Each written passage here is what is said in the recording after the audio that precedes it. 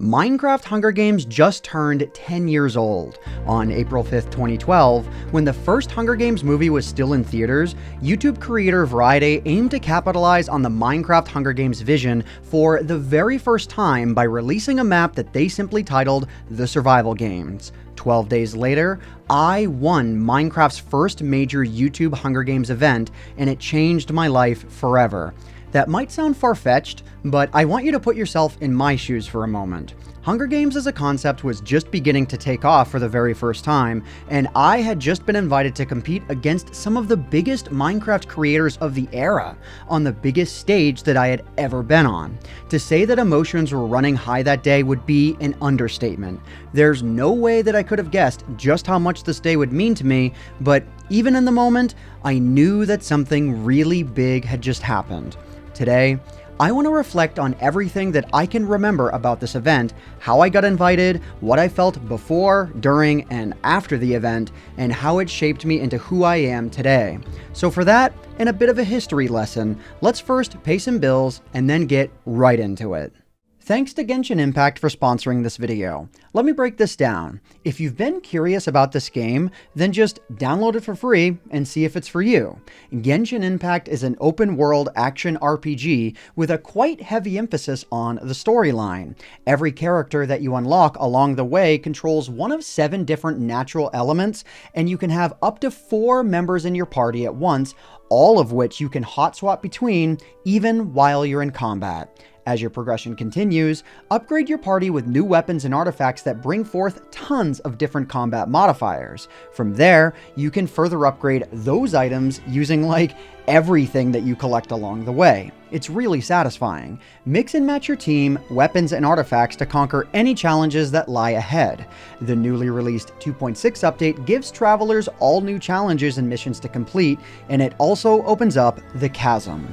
I don't know about you, but I would have a pretty difficult time resisting the urge to just glide on in. There are new artifacts, quests, events, and so much more, including the return of character Kamisato Ayaka. I've started my adventure. Will today be when you start yours? Use my link in the description down below to start your adventure today. Thanks again to Genshin Impact for sponsoring this video.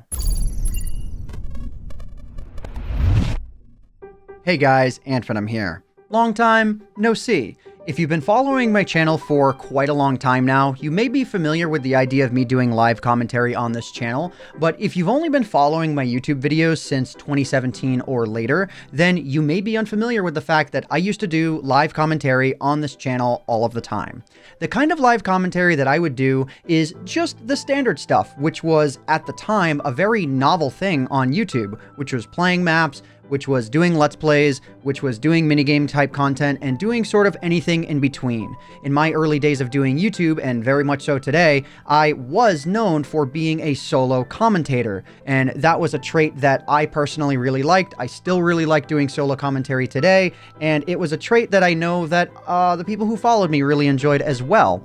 So today I want to take you through the events that led up to me getting invited to this Hunger Games event, how I felt during the event, and sort of everything that followed that I can recall off the top of my head.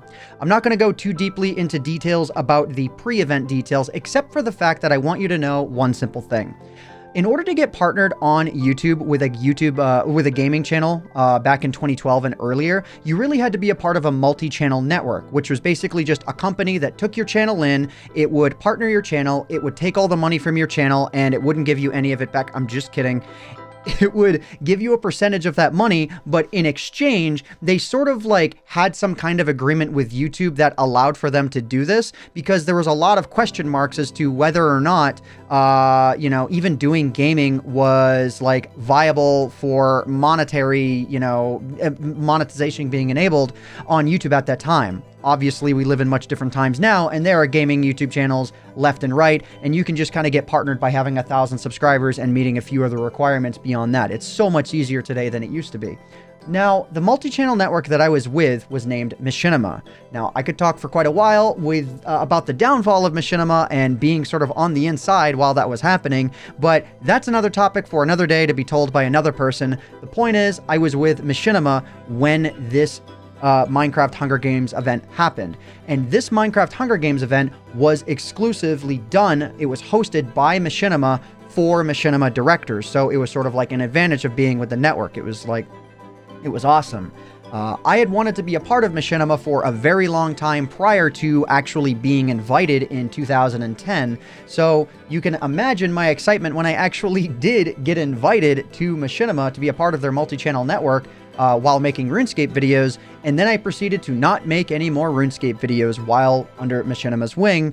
But I don't think that any of them who were working there at the time minded, because I was the first Machinima Realm channel to hit 1 million subscribers, which was awesome. And in April of 2012, Machinima Realm decided that they wanted to host a Minecraft Hunger Games event. I'm not exactly sure who did what role, but I know that I, as Cupquake, was the one who was leading up the event, the one who was inviting, other Machinima directors to the event, and I was on the list of people who got the invite. At the time, I think I had about 200,000 subscribers on YouTube, and I would classify myself, or at the very least at the time, classified myself as an underdog. I was competing with the likes of Syndicate, of CaptainSparklez. There's so many names in the field that I looked up to. SeaNanners was one of the original people at Machinima whom I always looked up to. So, needless to say, I was pretty nervous going into this event. Now, at the time, Hunger Games was not this big, giant thing that it is today. Back then, really, it was just this map came out, you would download it, put it on a mostly vanilla server, or at the very least a server that does not have Hunger Games plugins or whatever, and you would just kind of hope for the best, which is more or less what we did. Fun fact about this first Hunger Games event is that the recording that we actually put out on YouTube was our second attempt at recording this event. Naturally, as is very stereotypical with Minecraft events, we had ourselves some server issues that required us axing the first event, or rather the first attempt at the recording, I should say. But in that first attempt, I learned a few things as to what you are not supposed to do when playing Hunger Games in Minecraft. I want you all to also know the perspective that I had no idea where any of the chest locations were within this map. I was fully capable of, and I could have looked to see where those locations were, but I didn't, just like everyone else. So, in the very first attempt, I actually ran straight away from the cornucopia, where, I just didn't want to die right away. That was the mindset that I had. It's the mindset that I know a lot of other people had. And I didn't really wind up finding much of anything, and I learned that starvation was a serious concern if you didn't find enough food to survive the initial sort of wave of whatever would happen at the beginning of the game. So when that first recording was lost, and I had all the lessons learned from that, in the actual real recording that we did, the one that's on YouTube, I decided instead to charge the center and just try and get as many items as I could before anyone struck me with a weapon. And that wound up working up very much to my advantage because Syndicate wound up coming after me very early on, and I was able to best him. Back then, though, you were a good Minecraft PvPer if you at least knew the mechanic to circle around people while hitting them in order to take advantage of lag, which is something that I knew quite well because I played Minecraft a lot in that era. So I knew that so long as I escaped the center and I survived for a bit and I was able to collect some food, that I wouldn't have any problem at least surviving until a real fight with someone else. My biggest, goal, at least that I can think of at the time, would have been to just not embarrass myself, right? I had no idea that I was going to eventually win the event. So, as the event was progressing, I know that the event started off very slow as it went along, but as things started to pick up, I started to get, this hint that maybe I was going to survive for quite a while. The next kill that I got after that was SeaNanners, which I foolishly ate a golden apple prior to going after him. I should have saved that for a real fight, but anywho, I wound up getting the kill off on SeaNanners. And then it must have been 20 minutes of just roaming around or something. But then I wound up coming across a pretty real battle, actually, which was going up against SlyFoxFound, because he had all diamond armor and he had, just as much as I did. And I wound up winning that fight as well. At that point, I knew that this was going to be like, I don't know about a turning point in my career, but I knew, like, as the event was going on, I'm like, the longer I survive, the more relevant my position is, being a part of this event. And getting that and only having, I believe it was Paulsoaresjr and CaptainSparklez left at all from that point was like, whoa, there's only me and 2 other titans within the Minecraft community who are left and who have survived. So it was really quite wild. Now, I do want to address one thing about the event, not for too long though, and that is that this Minecraft Hunger Games event was a very early event in the Minecraft, Hunger Games space, and there was a problem at the time that you can certainly see in all of the perspectives of everyone who survived late game, and that was that the players who had died who were spectating were really quite aggressive in their sponsorships. Now, this wasn't for any specific malicious reason, and it wasn't really to be annoying. It's just that, like, the entire idea of Minecraft Hunger Games was a brand new thing, and we didn't really know what we were doing. But I did learn as the event was going on that for the most part, if I was getting attacked by another player, whether it would be through mob spawns or through, some other means, that it usually meant that I was running so far away from another player that I was, like, extending the event. The event was going to be longer because nobody was near each other. And back then, there was no world border, which I honestly think made the event a whole lot better to not just have this forced thing that brings everyone back into the center. So yeah, anywho, the next fight that I had to deal with was Paulsoaresjr. He was the, original guy who made the original Let's Play that, got popular when Minecraft was first taking off. And he was very good at survival Minecraft. So fighting up against Paulsoaresjr was a fight that I was really, I can't say I wasn't looking forward to it, but I knew that fight was going to be crazy because he was very good at the game. And, I mean, y'all can see the footage that's going on right now while I'm talking about this, and you can see that Paulsoaresjr, he definitely did put up quite the fight. Now, being able to survive that fight when it was just me and CaptainSparklez, I, don't have a direct recollection of how fast my heart was going at that time, but I do know that I was really just, you can hear it in the commentary throughout the video, and then I was just focused on everything that was going on at a time there. I was focused on the fact that SeaNanners was sort of the guy who was looking after me, and he would he would place down lines of skeletons if I was running in the wrong direction. But then on the flip side, he would place down jukeboxes and play music in them if I was going in the right direction. And I knew Minecraft mechanics well enough to know that if chunks were loaded, then I was probably in an area where people either recently were or where those chunks had been loaded before. I knew I was getting pulled towards CaptainSparklez, who at that point was the only person who was left standing between the two of us.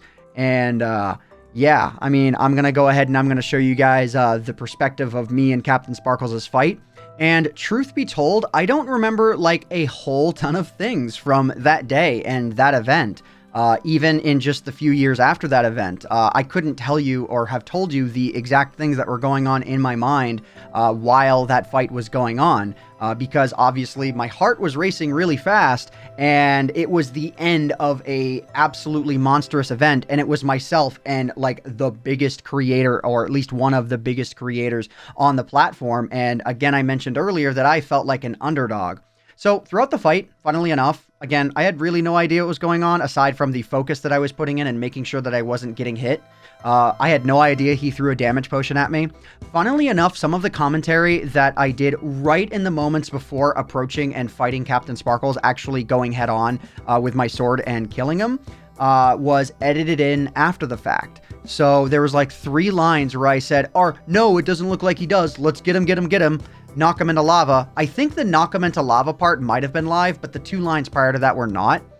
In hindsight, I wish I had not done that with the commentary, because I feel like the dynamic shift of commentating, and saying stuff solo the entire time towards, and then shifting towards focusing throughout the fight and not saying anything would have been a much more natural thing to for people to witness. But I don't think it hindered from the experience too much, because the fight itself was still very genuine. Now, one thing I didn't learn until quite a while after that, at least, you know, until I saw CaptainSparklez' perspective, which was many days after the original event, is that he had no idea that I was actually hitting him when I was hitting him with my sword prior to the kill. Because CaptainSparklez was most definitely dealing with a lot of the spectator nonsense than I was, because he was getting hit with poison spiders, whereas I was tending to get hit with skeletons. I don't think the poison spider thing had affected the fight too much, but at the same time, his hunger might have been a lot lower, but also at the same time, I clearly was a lot more, I'm just going to say a lot more alpha in the moment than he was. So I'm not sure how that fight would have gone had we just been thrown into the middle of a clean arena and told to fight. But when I won that event and I was left standing and then I spent a few minutes just fighting ghasts, I knew that something big had occurred. This wasn't the first time that something really big had occurred in my career, but it was an opportunity that I felt that I was prepared for. One example or two examples that I'll give you as to major things that had happened in my career prior to that point. One was in 2008. My RuneScape content had been promoted a lot because I was a new RuneScape creator. It was promoted a lot by the other big RuneScape creators in the community at the time, because my content was actually quite unique. I was the very first person to ever use green screening in RuneScape. That's how far back my legacy goes, I guess. But a more relevant example is that in April of 2011, Notch had retweeted one of my videos about the Minecraft Farlands. And it was just like, he made a blog post about the Farlands. I made a video about it because I've always been interested in breaking games. It's a lot of what I still do on YouTube these days. When Notch retweeted that video, I knew that at that point in my career, it wasn't even really a career yet, but I knew that at that point it might have the potential to become a career. I was already with Machinima at that point, and I decided to start making daily videos as a result of that. So it was like, I view luck as the Casey Neistat version of luck, where it's when opportunity meets preparation. So it's like I was presented with the opportunity to have my video retweeted by Notch, and then my preparation and what I chose to do was to make daily content, from that point forward. When I won this Hunger Games event, I saw it as another opportunity like that, even if I didn't define it as luck at that time. I knew that I needed to post the video in a very organized structure because I knew that there was going to be more eyes than just the one subscribed to my channel coming to visit and watch the perspective. So what I decided to do was immediately opt out of posting the video in an episodic form. I didn't want anybody getting lost when they would watch the first part and then wonder where the other parts were, and it would cause, the hype to get kind of muddied. I instead wanted to, when the day to post the perspectives came about, there were a few people that posted their perspectives at midnight. It was weird. I knew there was going to be a lot of weird, muddy discussion about, hey, if anyone's perspective went up and they showed who the winner was, that I knew that they would be looking for my perspective. So I decided that as the person who won the event to post it as one part. I also decided to add music into the mix because that's just something that I like to do. I had edited music into all of my Minecraft videos, or at least most of them up to that point, and I decided that just standard Minecraft music on its own was not going to be enough. So I decided to use music from the Pro Scores music package that Video Copilot had made, and I owned a license, I own a license to do so because of the Freddie W channel, who was very prevalent at the time, also using the music. So I decided to buy a license to that music and use it, and it was very useful during this recording. And yeah, from there, I knew that in that moment I had to prepare the video to be the best thing that I could possibly release. What I didn't know was going to happen is that Minecraft Hunger Games was going to entirely take over the Minecraft space forever. Minecraft Hunger Games remained a staple on YouTube for years and years and years to come. And I remained a part of that space for a very long time because I was friends with a lot of the people who were messing around with and making Minecraft servers at that time and beyond. Skitscape, a former Minecraft YouTuber who I know is doing quite well, which is awesome to anyone who's curious. He was one of the ones to make one of the very first multi-server networks, where you would take a bunch of physical servers and network them together, and you could just hop into a portal and be sent to another server. Minecraft servers, individual Minecraft servers have this issue where you can only host like a few hundred people at most under ideal circumstances on a server at any one time. But if you can break one massive server up into many physical smaller servers or many virtual servers, then you could ease the load on Minecraft servers a lot and allow for thousands of people to be online at a time. Skitscape took advantage of this. He was one of the very first servers to have Hunger Games as a playable game mode that anybody could join. And I was there with him as friends, just, doing Minecraft content with him. So as Minecraft Hunger Games really began to rise, I began to rise with it. I didn't wind up doing too many Minecraft Hunger Games playthroughs with some of the other big names like Beijing Canadian and Jerome ASF. I know those are two of the big names that right after our event, they rose to prominence as well, and we kind of rose separately, aside from the few times that we played mini games together and whatnot. But yeah, and then following the hype and growth of Minecraft Hunger Games through like Skitscape server and through other servers, Minecraft minigames in general began to become much bigger, though I'm not going to focus on those too much at all. I just know that Minecraft multi-server networks were becoming a whole lot bigger at the time, and during that time, I also wound up working with Hypixel on a Minecraft map called the Death Sentence Arena. I was obviously a very well-known creator in the Minecraft survival space, and Hypixel was creating these amazing maps, and I, spoke with him a lot and even messed around and tested some of his maps. So I wound up making a map with him, and that was months or not that long before Hypixel as a server launched for the very first time, and I wound up growing with that as well. So up through at least 2015, 2016, I was a part of a lot of these really major events, these really major happenings in the Minecraft community, and I would say the most recent example of that was probably SMP Live, was the SMP that really helped bring Minecraft back to prominence. During that era anyways. I will say, since you've stuck around this long, there's one other thing that I want to mention to you, an example that I think a lot of you are going to feel for me on, but at the same time, I don't think would have changed the course of history for me too much. But funnily enough, there was another event that I was invited to in 2019, or it might have been 2020, late 2019, early 2020, whenever it was, as I was sort of trailing off the live streaming scene. I was invited to an event that, due to a scheduling conflict for something I already had planned, I could not attend. It was called Minecraft Championships. I was invited to Minecraft Championships #1, and I was unable to attend.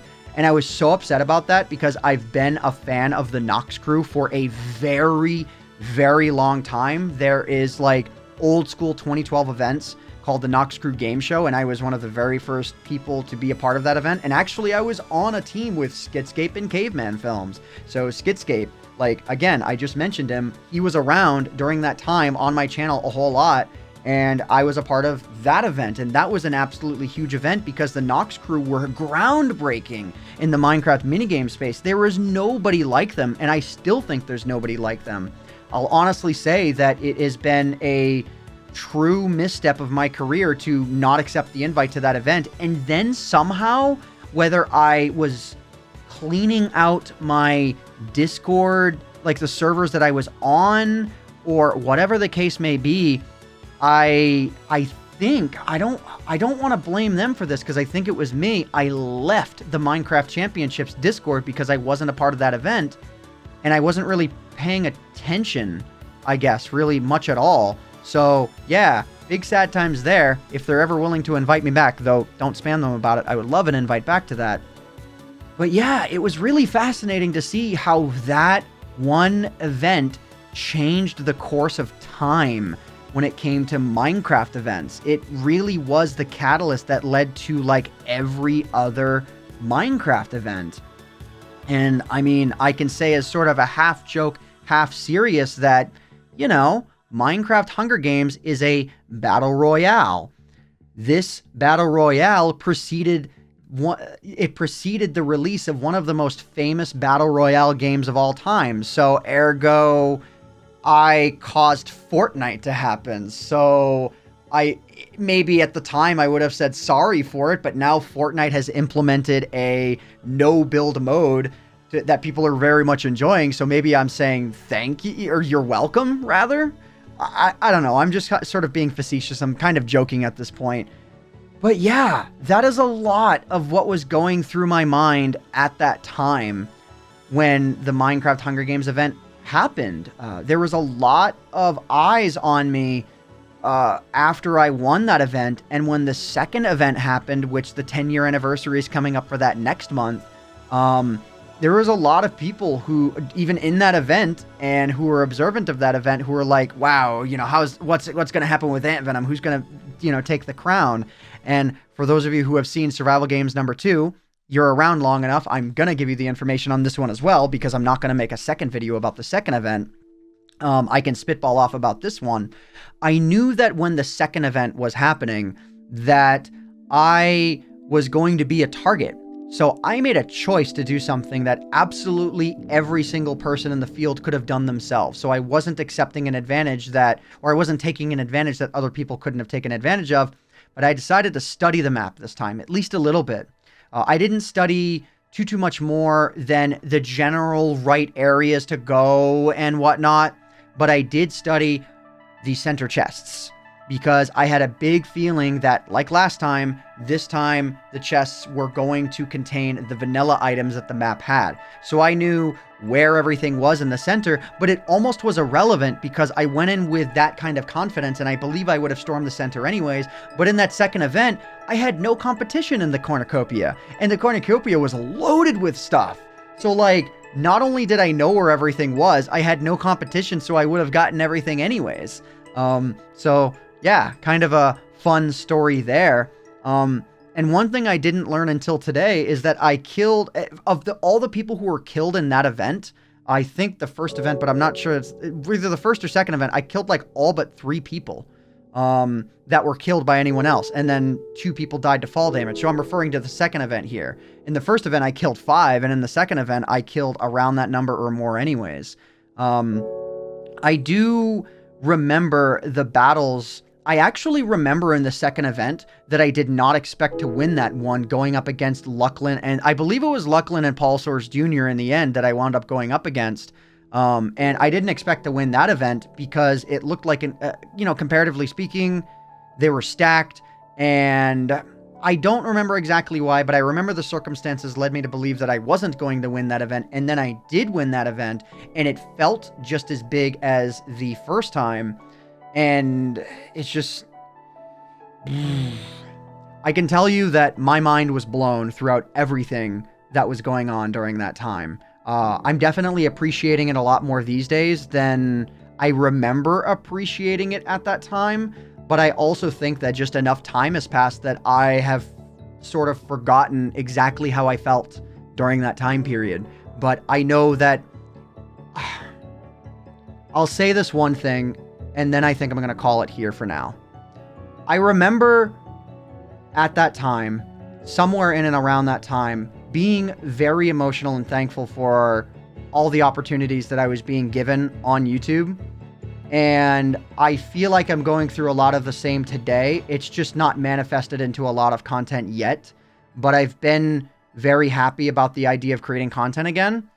And all I'm going to say is that from this point forward, I think that there's probably a lot that you should consider looking forward to on this channel. There won't be a whole lot of videos like this one where I'm just spitballing off about, random things in the Minecraft community or specific events in a live sense. Most of my videos will still be scripted and all that, but I'd be on the lookout at the very least.